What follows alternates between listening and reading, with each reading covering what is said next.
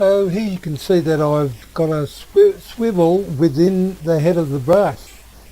Now instead of the swivel on the outside brush, it's actually within the brush, and it allows you to swivel and gives you even pressure even when using.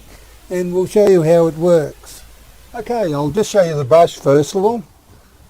And you can see the swivel movement goes, well, it appears to go side to side of course, but if you have a look, I've got it on an angle instead of 90 degrees to the brush head, and it's swiveling within the brush as you've seen.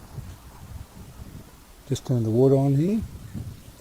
So I know the handle seems a little bit short, but the purpose is to show you how this brush now able to swivel any way you want it to go, just by the twist of your wrist.